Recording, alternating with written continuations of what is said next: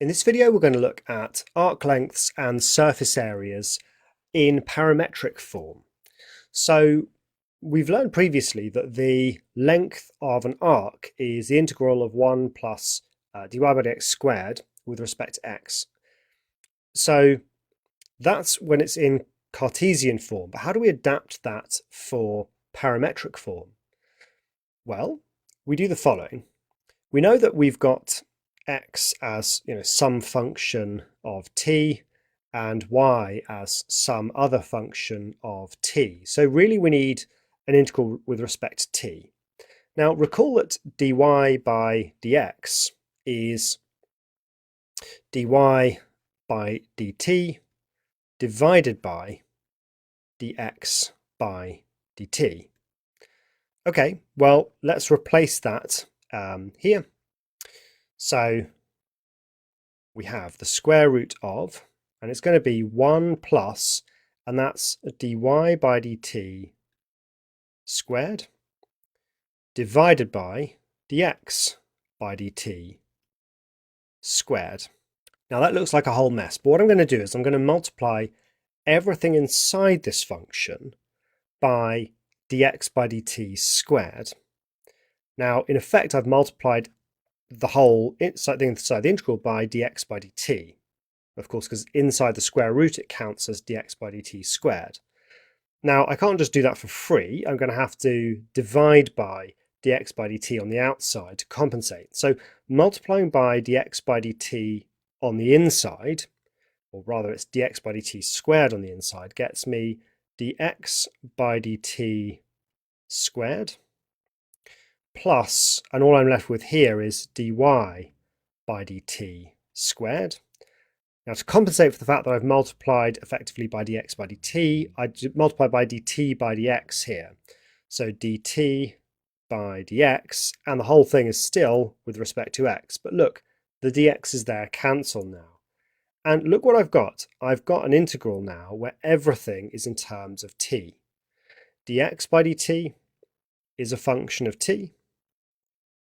dy by dt is a function of t, and because the dx is cancel, I'm integrating with respect to t. So we're done. Of course, if we had x limits here, we have to change them to t limits because we're integrating with respect to t. But that's our formula. If you want to find the arc length and it's in parametric form, it's simply dx by dt squared plus dy by dt squared inside the square root, and all with respect to t. So let's have a go at this one here. A curve has parametric equations x equals t plus 1 over t and y is 2 ln t. Find the length of the arc of the curve between t equals 1 and t equals 2. So I'm going to need dx by dt and dy by dt. So dx by dt is 1, and then what is that? That's minus t to the minus 2. And dy by dt is, what is that? That's 2 over t. So we want dx by dt squared plus dy by dt squared.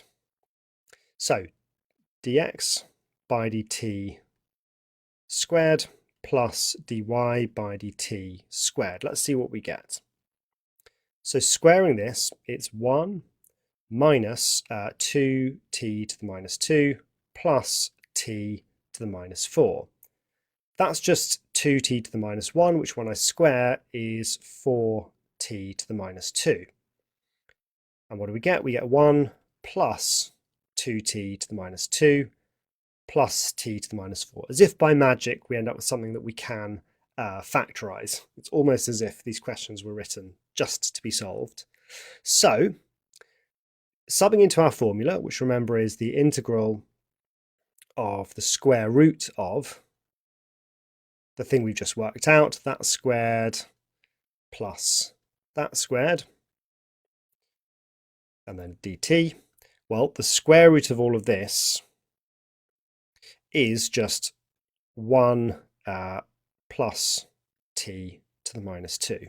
And that's it. Integrate that, and it's between 1 and 2. So we can integrate that. That's just t. Here, power goes up by 1. Divide by that new power, t to the minus 1. between 2 and 1. Sub in 2, we get 2 minus 2 to the minus 1, so half. Sub in 1, and it's just 1 minus 1. So in total, it's 3 over 2. So there's the length of that curve between 1 and 2. So overall, it's a fairly simple adaptation from the arc length formula for Cartesian to the arc length formula for parametric. So let's do the same trick now, but for surface areas. So once again, we want it all to be in terms of t. Well, y is fine because y just is a function of t, so that's okay. Now we can basically just adapt exactly what we did in the last one, because remember that our formula here just took this root 1 plus dy by dx squared dx and just replaced it with the root of dx by dt squared plus dy by dt squared dt.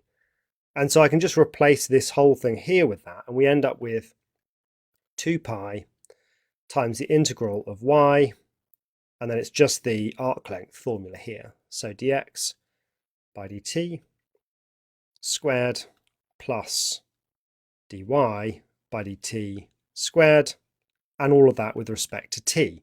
And it's fine because everything now is in terms of t. So let's have a go at this question here. So the parametric equations, we've got x equals t squared, y equals t minus a third t cubed. And we want the surface area generated rotating it 360 degrees about the x-axis between 0 and 1. Okay, so we need dx by dt and dy by dt. Dx by dt is 2t, and we'll need to square that as well. Dx by dt squared. I suppose we can do this all in one go, can't we, once we've worked out dy by dt as well. So what was dy by dt? dy by dt was 1 minus t squared. So dx by dt squared is 4t squared.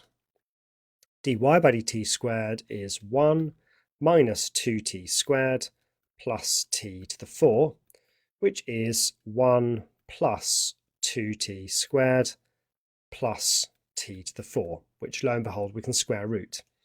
So we're taking 2 pi times the integral of y, which is t minus a third t cubed, multiplied by the square root of this, which is just 1 plus t squared. And that's it. We're doing that between 0 and 1.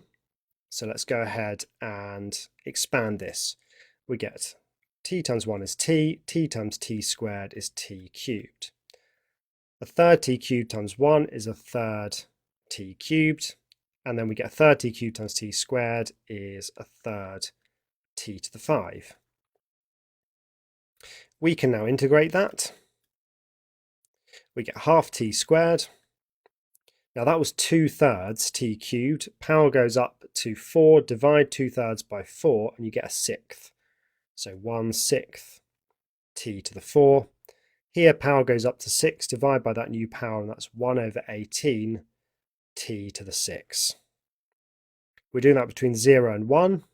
I can see that when I sub in the 0, I'm going to get 0, but for the 2 pi bit, I just have to sub in, for the 1 bit, I just sub in 1, so that's a half, plus a sixth, minus an 18th, and I get 11 over 18. So it's 11 over 18, times that by 2 pi, and it's 11 pi over 9, and we're done.